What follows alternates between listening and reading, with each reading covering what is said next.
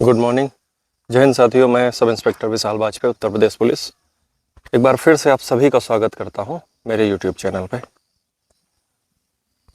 साथियों, पिछले कई दिनों से मैं वीडियोस नहीं डाल सका हूं। उसका एक कारण था कि थोड़ा काम ज़्यादा था, काम का प्रेशर था, क्योंकि त्यौहार वगैरह चल रहे थे। आज मैं आया हूँ आपके बीच एक ऐसे विषय पे बात करना। मुझे लगता है शायद ये इस समय का सबसे अच्छा क्वेश्चन हो सकता है, या सबसे अच्छी बात हो सकती है, या सबसे इम्पोर्टेंट बात हो सकती है। वो बात है नौकरी की।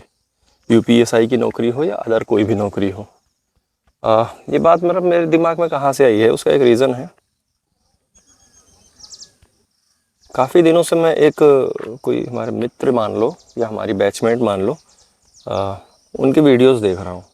उसकी क्लिप्स वगैरह मैंने देखी हैं यूट्यूब पे। तो उनका कहना है कि जो नौकरी है हमारी सब इंस्पेक्टर की हो या पुलिस विभाग में हो, वो अच्छी नहीं है।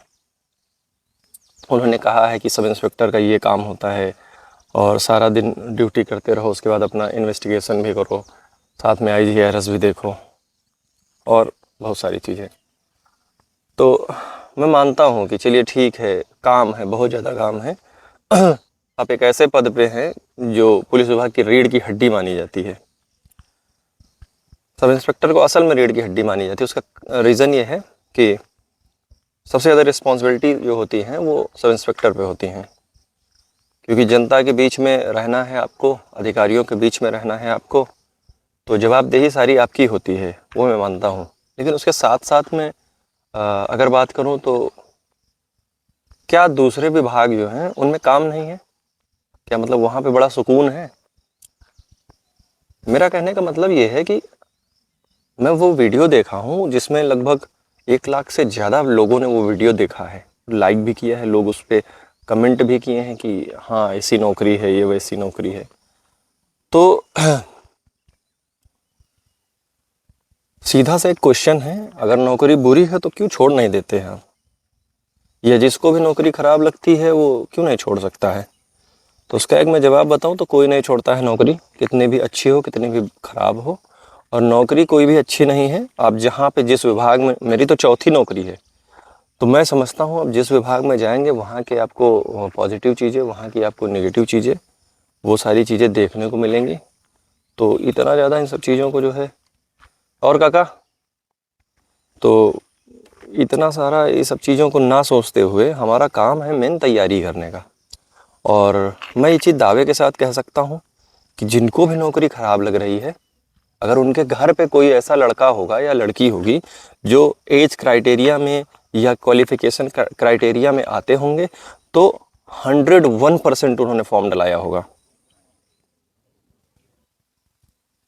देखो यार, मान लिया चलो काम है, बहुत काम है, ठीक, बहुत सारी दिक्कतें हैं, पर्सनल टाइम नहीं मिल पाता है कभी कभी। ऑप्शन क्या है भाई? ऑप्शन क्या है? हम लोग एक ऐसे परिवेश से, ऐसे समाज से या ऐसे परिवारों से बिलोंग करते हैं कि हमारे पास 50 लाख रुपया नहीं है। हमारे पास 50 लाख रुपया नहीं है कि हम कहीं इन्वेस्ट करके कोई कंपनी खोल सकें, या कहीं इन्वेस्ट करके हम कोई ठीक ठाक काम कर सकें। तो हमारे पास सिर्फ दो चीज़ें हैं, कॉपी और कलम। ठीक, मोस्टली जो जो भी वनडे एग्ज़ाम्स की तैयारी करते हैं या सब इंस्पेक्टर की तैयारी कर रहे हैं, वो हमारे जैसे ही लोग हैं।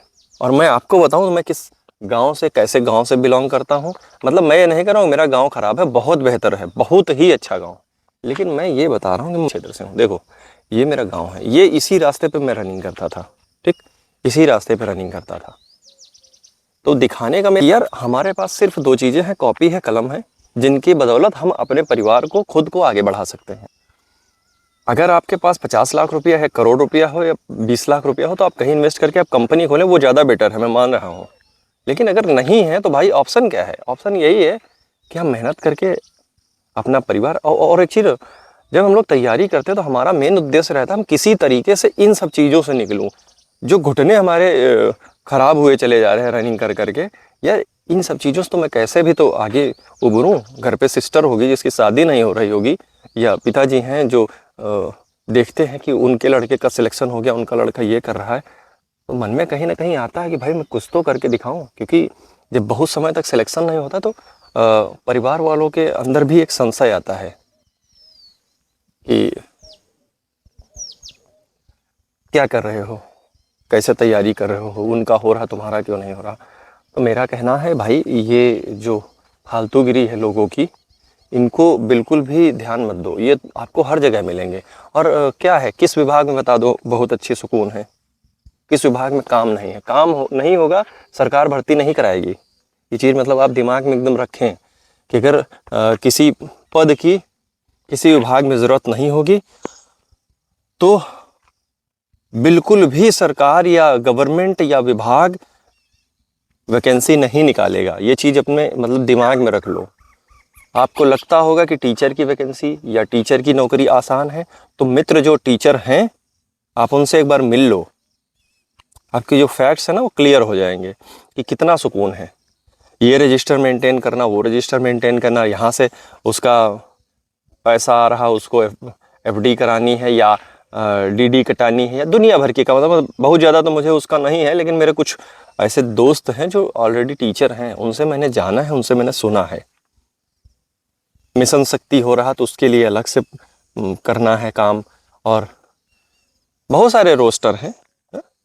आपके स्कूल में बच्चे नहीं आ रहे हैं, वो आपकी जिम्मेदारी क्यों नहीं आ रहे हैं। तो ये सारी चीज़ें हैं। आप जब विभाग में जाएंगे तो आपको वहाँ समस्या समझ में आएगी कि क्या क्या है। तो हर चीज़ हर जगह नहीं मिल पाती है। मैं फिर से एक बार कहूँगा, 50 लाख है अकाउंट में तो आप कंपनी खोल लो, एक किसी भी नौकरी से बेटर होगी।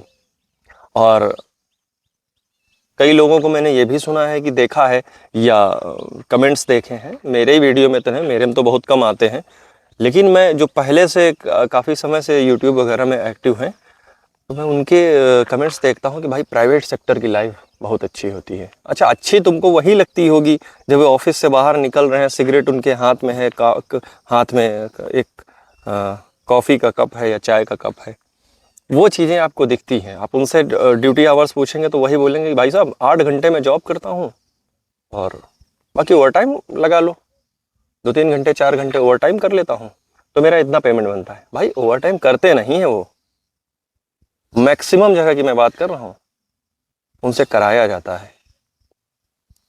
और ओवर टाइम ऐसे कराया जाता है कि आपकी 8 घंटे ड्यूटी हो गई, शाम को कहीं जाना है।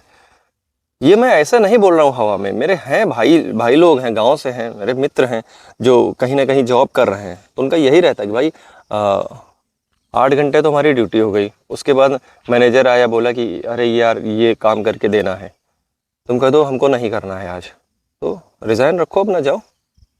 तो वहाँ पे ज़बरदस्ती कराया जाए तो वो आके गांव में भौकाल अलग मारे कि हम जो है वहाँ पे ये करते हैं वो करते हैं। तो देखो समस्याएं हर जगह हैं, ठीक, समस्याएं हर जगह हैं। और पुलिस विभाग में हो, आप दरोगा हो, तो भाई जिम्मेदारियाँ तो बनती ही बनती हैं। घर पे जो घर का मेन सदस्य होता है उसके सर पे देखो कितनी समस्याएं होती हैं, ये भी करना है, वो भी करना है, इसको भी मैनेज करना है, उसको भी मैनेज करना है। तो ये चीज़ है भाई, क्योंकि अब रीढ़ की हड्डी माने हैं। या तो आप भाई बहुत अच्छी तैयारी करके चले जाओ, यूपीएससी क्वालिफाई करो, लेकिन अगर आप वनडे एग्ज़ाम की तैयारी कर रहे हैं तो मुझे नहीं लगता कि आपके दिमाग में भी ये चीज़ें आनी चाहिए। देखो मेन उद्देश्य पहला होता है हमारा कि कहीं से भी कुछ ना कुछ जुगाड़ करके एक ठो नौकरी मिल जाए। तो कैसी मिलती है, किस लेवल की मिलती है, ये डिपेंडेंट नहीं करता है।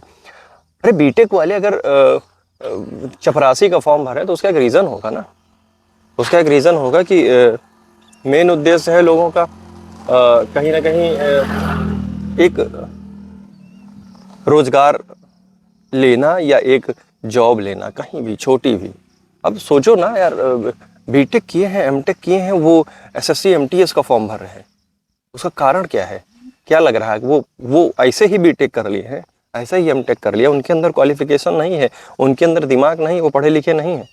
बस सब कुछ है यार, लेकिन मेन उद्देश्य है एक ऐसी नौकरी मिलना जिससे हमारा कुछ तो यार पैसा निकले, कुछ तो हमारा परिवार को मैं सपोर्ट कर सकूं। तो जहाँ ये सारी समस्याएं हैं वहाँ पे हम लोगों के पास ये क्वेश्चन नहीं होना चाहिए कि नौकरी कैसी। हमको तो लगे कि भाई कुछ भी करें, अपने परिवार की मदद करें, अपने आप को पूरा झोंक दे उसी में। तो अभी ये सारी चीज़ें सोचने का समय नहीं है। हम लोग 90 दिन का टारगेट रखे थे, लगभग 10 दिन तो मुझे लगता है आई थिंक निकल चुके हैं।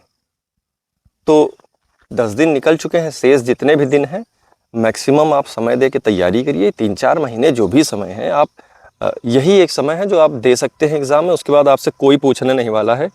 मुझे लगभग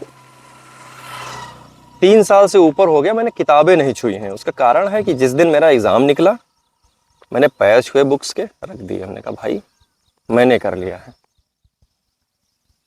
तो ये चीज़ें अभी बिल्कुल मत सोचो यार। काम है आपका तैयारी करना, सिलेक्शन लेना, और आप विभाग में आओगे, लगे खराब नौकरी है छोड़ देना, क्या दिक्कत है? अगर लगे नौकरी खराब है तो छोड़ देना। कोई थोड़ी आपको हाथ पकड़ के बिठा रहा है कि नहीं नहीं आपको करना है, आपने जो है पूरे जीवन का ठेका ले रखा। मैंने भी जब जन्म लिया था तो मैंने कभी ये नहीं सोचा था कि मैं दरोगा बनूंगा। कोई नहीं सोचता है आई थिंक। हाँ भाई, जिनके पूर्वज या जिनके परिजन बहुत अच्छे पद पे होते हैं उनके बच्चों का एक ड्रीम सेट होता है। जैसे अपन जैकी श्रॉफ के बच्चे को हमेशा पता था कि मुझे एक्टर बनना है, तो उसकी वैसी ही प्रोग्रामिंग हुई। बचपन से उसने एक्टिंग सीखी, बहुत सारी चीज़ें, उनका स्कोप था, अलग था। हम लोग नहीं है यार। हम लोग ये गांव देहात क्षेत्र के बच्चे हैं जो एक रोज़गार चाहते हैं कि जो हमारा जो फैमिली है वो एक अच्छे माहौल में रह सके, हमारे बच्चे या हमारी जो भी फैमिलीज़ है वो एक अच्छे जीवन जी सकें। हम उसके लिए कुछ भी करने के लिए तैयार हैं, हम कितनी भी मेहनत कर लेंगे। तो यही आपके दिमाग में होना भी चाहिए। कोई भी आदमी आपको डिमोटिवेट नहीं कर सकता है मित्र। हाँ, अगर डिमोटिवेट कर रहा है तो समझ लो कि बैकअप आपके पास बहुत बड़ा होना चाहिए। तो पता नहीं ये चीज़ें कैसे आ रही लोगों के अंदर कि विभाग बहुत ख़राब है। अरे विभाग ख़राब है तो आप नौकरी छोड़ दो ना। जो भी अगर बोल रहा हो कि इस नौकरी में ऐसी समस्याएं, अब एक बार प्रश्न करिए ना कि भैया छोड़ दीजिए ना। छोड़ेंगे भी नहीं, क्योंकि 50,000 अकाउंट में आ रहा, 60,000 अकाउंट में आ रहा। हाँ, वो छोड़ देंगे 4 महीने तो घर का खर्चा नहीं चलेगा।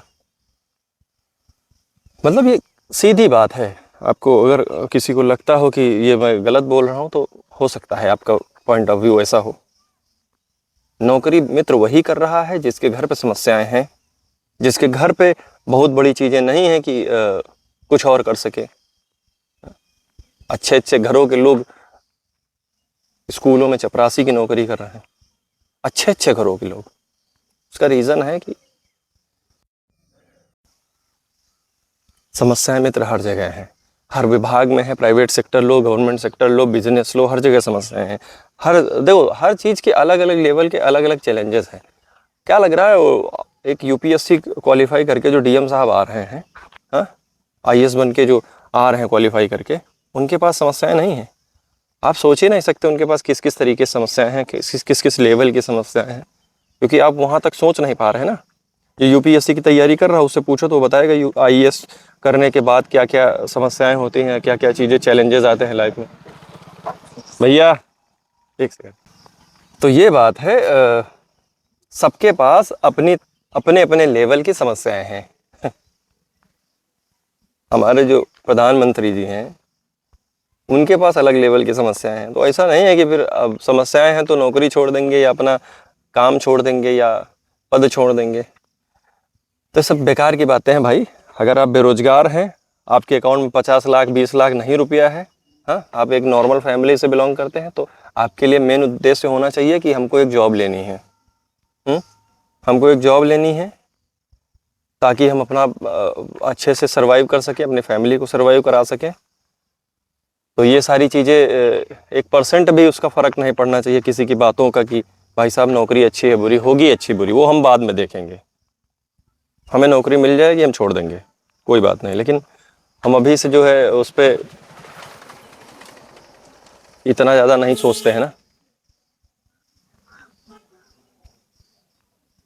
ठीक है, यही एक मैटर था जो मुझे लगा बताना चाहिए, क्योंकि कई भाइयों के मैसेज आए कि भैया ऐसी लोग ऐसी चीज़ें बोल रहे हैं, नौकरी अच्छी बोल रहे हैं खराब है। मेरा सबसे एक प्रश्न है, कभी कोई बोले, कोई भी पद हो छोटा बड़ा, कोई बोले कि मैं उस विभाग में हूँ नौकरी बुरी है, तो कह दो मित्र रिज़ाइन दे दो, कोई नहीं देगा, कोई भी नहीं देगा, 1% आदमी नहीं देगा जब तक उसके पास उसका उससे बेटर ऑप्शन नहीं होगा।